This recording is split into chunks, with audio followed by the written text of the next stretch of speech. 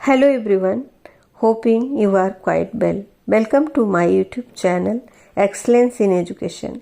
If you have not subscribed to my channel, please subscribe and also requested to press the notification bell for upcoming videos.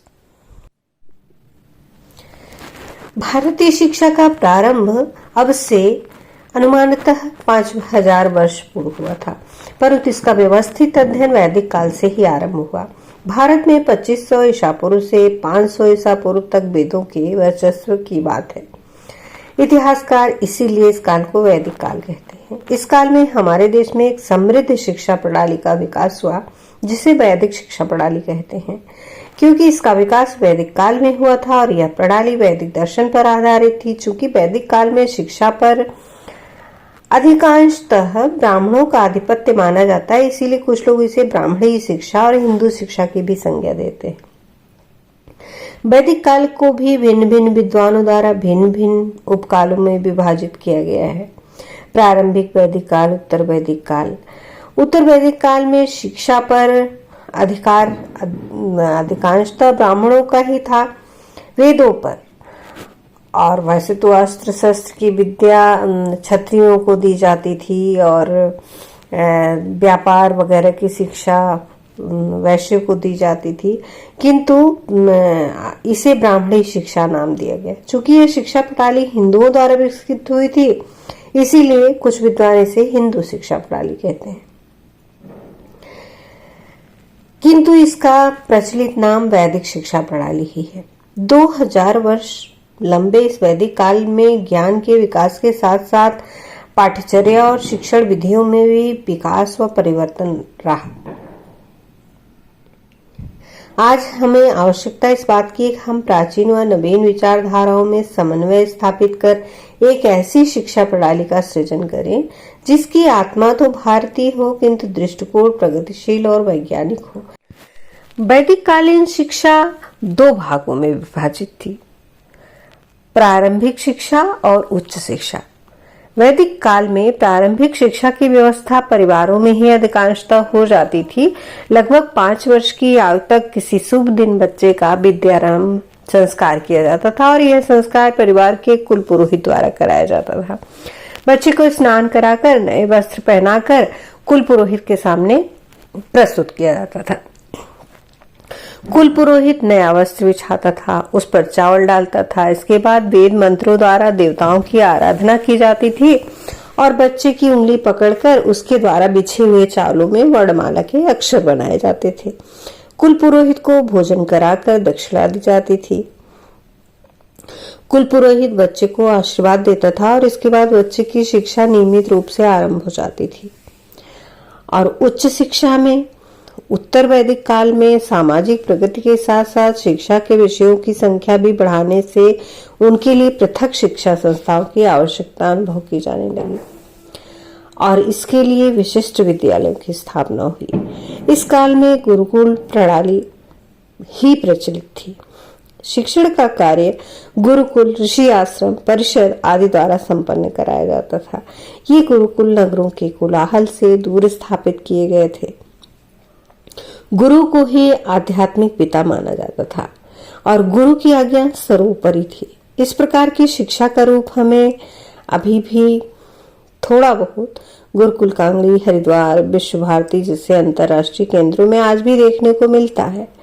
उच्च शिक्षा में प्रवेश की आयु वर्ण के अनुसार निर्धारित थी। 8 वर्ष की आयु में ब्राह्मण बच्चों का, 10 वर्ष की आयु पर क्षत्रिय बच्चों का, 12 वर्ष की आयु पर वैश्य बच्चों का प्रवेश गुरुकुल में होता था। प्रवेश के समय बच्चों का उपनयन संस्कार भी होता था। वैदिक कालीन शिक्षा के उद्देश्य क्या थे? डॉक्टर अल्तेकर के शब्दों में ईश्वर भक्ति तथा धार्मिकता की भावना, चरित्र निर्माण, व्यक्तित्व का विकास, नागरिक एवं सामाजिक कर्तव्यों का पालन, सामाजिक कुशलता की उन्नति और राष्ट्रीय संस्कृति का संरक्षण एवं प्रसार प्राचीन भारत में शिक्षा के मुख्य उद्देश्य एवं आदर्श थे। परंतु आज जब हम उस काल की शिक्षा के स्वरूप को गहराई से देखते और समझते हैं तो हमें मालूम होता है कि उस काल में शिक्षा का मुख्य उद्देश्य ज्ञान था। समग्र एवं राष्ट्र के प्रति कर्तव्य का पालन और राष्ट्रीय संस्कृति के संरक्षण एवं विकास पर भी उस काल में विशेष बल दिया जाता था। राष्ट्रभक्ति पर विशेष बल दिया जाता था। मोक्ष की प्राप्ति मनुष्य जीवन का अंतिम उद्देश्य माना जाता था।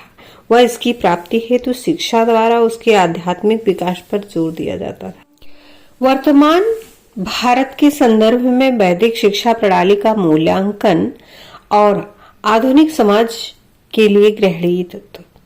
यदि हम आधुनिक शिक्षा व्यवस्था पर दृष्टिपात करें तो हमें ज्ञात होता है कि शिक्षा व्यवस्था बालक के विकास व इस विकास प्रक्रिया में स्वयं को समझने, परिवार में उसके स्थान तथा समाज के प्रति कर्तव्य बोध जैसे महत्वपूर्ण उद्देश्यों को खो चुकी है। आज की शिक्षा व्यवस्था का ज्ञान प्रदान करने का प्रयास करती है पूरी दुनिया को, पर बड़े दुख की बात है कि शिक्षा हमें अपने स्वयं के बारे में कुछ बताती ही नहीं। उस समाज के बारे में कुछ नहीं बताती जिसका हम हिस्सा हैं। हम स्वयं अपने विषय में जाने बिना और किसी के बारे में कैसे जान पाएंगे। आज छात्र अपने स्वयं के लिए व समाज के लिए अजनबी बन गया है।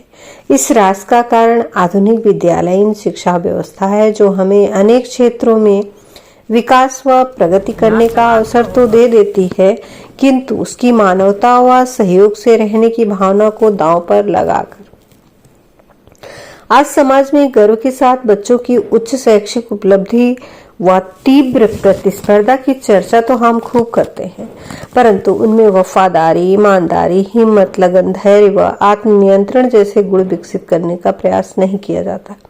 अतः वर्तमान शिक्षा गुणात्मकता की तुलना में परिमाणात्मक अधिक है।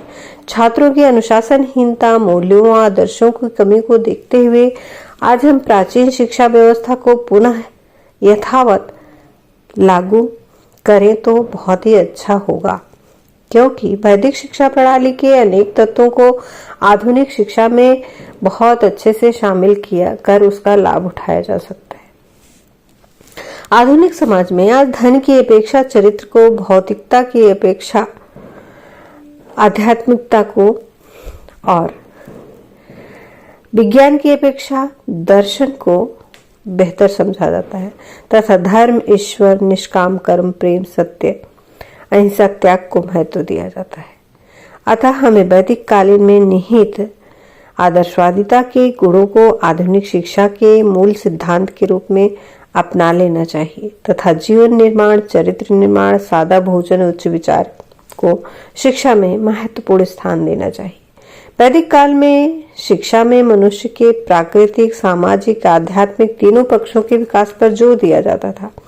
इन उद्देश्यों की प्राप्ति के लिए पाठ्यचर्या में भौतिक तथा आध्यात्मिक दोनों प्रकार के विषयों एवं क्रियाओं को स्थान दिया जाता था।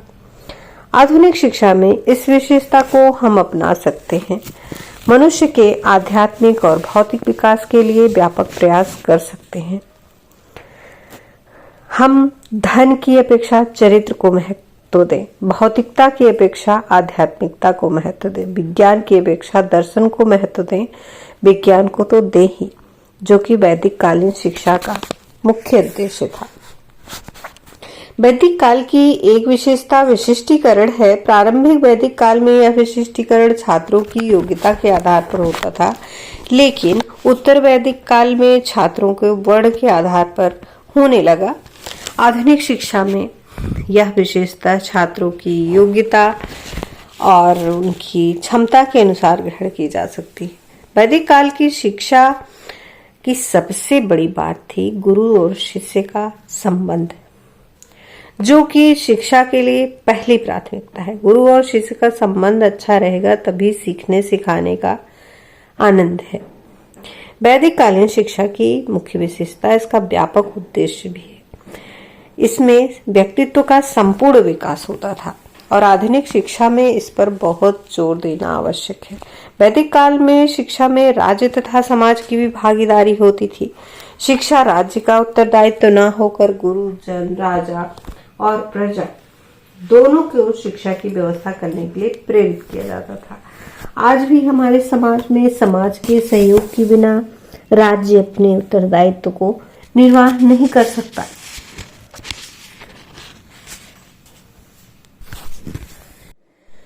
Please like and share my video and provide your valuable feedback in the comment section. Thank you. Please like and share my video and provide your valuable feedback in the comment section. Thank you.